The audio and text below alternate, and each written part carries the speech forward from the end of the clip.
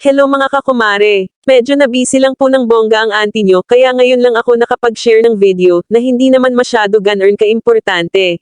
Doon nga pala sa isa nating kumare na nagtatanong paano ko binabalot ang aking bilao, sana mapanood mo ang video na to. Plastic bilao nga pala palagi ang ginagamit ko, marami itong iba't ibang size pero mostly ang ginagamit ko ay size 410 para sa aking 100 pieces na kakanin. Ngayong araw tara samahan nyo akong ayusin itong isa sa mga pa-order ko. Bale 50 pieces na puto flan at 50 pieces na sapin-sapin sa bilao ang gusto ng isa nating buyer for today's video. As usual pag ganito na ang isang kakanin ay nilalagyan ng toppings, ang inilalagay ko sa gilid ng bilao ay yung walang toppings. Kaya kung makikita nyo puto flan ang una kong inaayos sa gilid, hindi naman talaga magkakasya ang 50 pieces na puto flan sa palibot ng bilao. Kaya gagawan natin ng paraan yan para magkasya silang lahat.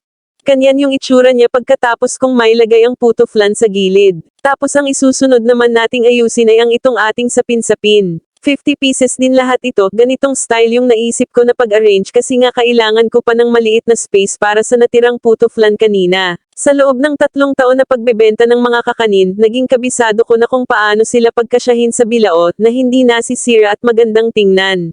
Patayo ko siyang inayos na nakasendal sa puto flan, nang sa gayon ay mas marami akong mailalagay pag ganito ang style. Para mas maintindihan niyo ako kung ano ang ibig kong sabihin, inilipat ko yung aking camera sa ganitong angle, para kung sakaling nagustuhan niyo ang ganitong klaseng pag-aayos, ay mas madali niyong masundan. Ayan mas klaro na sa angle na to, tsaka hindi ko na inadjust ang bilis ng video ko para kuhang-kuha niyo. Tapos ayusin lang natin ng konti para pantay-pantay bago natin ilagay yung ibang sapin-sapin. Ganon ding style ang ginawa kong ayos sa pangalawang layer ng ating pang 50 na sapin-sapin. Nakatayo at nakasandal ng pahilig sa sapin-sapin na nauna ko nang naayos kanina. It takes time talaga ang pag-aayos ng kakanin sa bilao, katulad nito, medyo mahirap kasi malagkit yung ating sapin-sapin. Doble ingat at huwag pang gigilan kung ayaw mong masira ang mga ito. Minsan kasi nakakaubos din ito ng pasensya, lalo kung konti na lang yung natitira mong oras para sa pick-up time or sa delivery time. Ayan nailagay na natin yung 50 pieces na sapin-sapin, ngayon naman, ilagay na natin sa maliit na space sa gitna yung natira nating puto flan. At tulad ng nabanggit ko extra ingat at huwag manggigil, kasi yung iniiwasan naman natin na masira dito, ay yung base ng ating puto flan. Again, yung size ng bilao na ginamit ko dito, ay 410 inches tapos ang size naman ng molder ng puto flan at sapin-sapin na aking ginamit, ay medium size. So ngayon, nailagay na natin lahat, ganyan na ang kanyang magiging itsura. Yung toppings syempre kung ano ang request ni buyer.